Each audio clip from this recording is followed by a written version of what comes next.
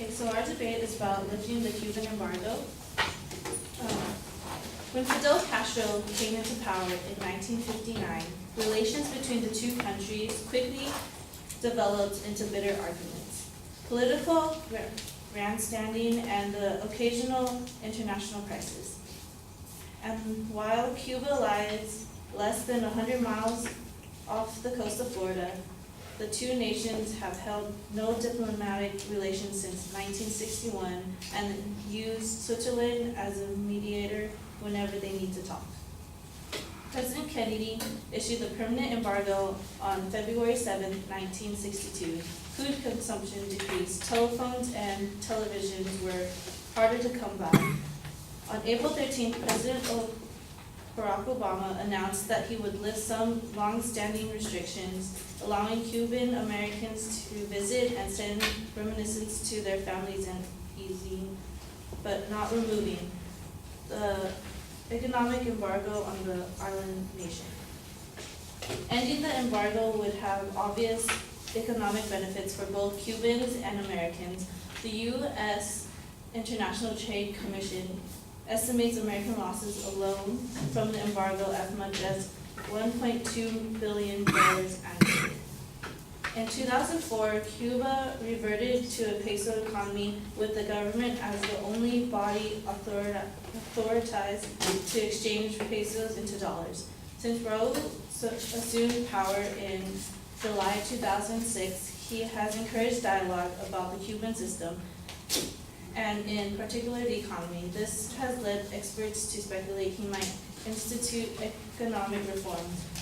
However, the economic devastation wrought by 3 hurricanes in 2008 has taken an enormous amount of energy and momentum away from the government. The global financial crisis has also taken a toll in Cuba. Currently, the economy is divided into the following revenue streams. Nickel, which is the country's biggest export, bringing in roughly $2.7 billion in 2007. Nickel prices dropped over 40% in 2008 and severely affected Cuba's nickel export earnings. Another revenue stream is tourism, primarily from the United States, Canada, and the European Union, bringing some $2.7 billion into the country. Another one is reminiscence, which is totaling more than $1 billion a year, mostly coming from families in the United States. If limits on remittances are lifted, this figure could increase substantially. Another revenue streams are from sugar and foreign investments.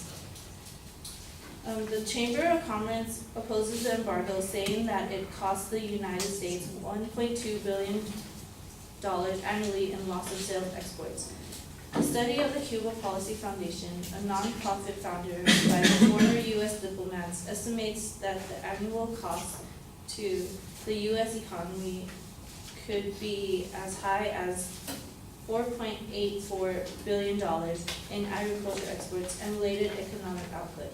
If the embargo were to be lifted, the average American farmer would feel a difference in his or her life within 2 to 3 years, the study of the Cuban embargo author said. In March 2010, a study by Texas A&M University calculated that removing the restrictions on agriculture exports and travel to Cuba could create as many as 6,000 jobs in the U.S.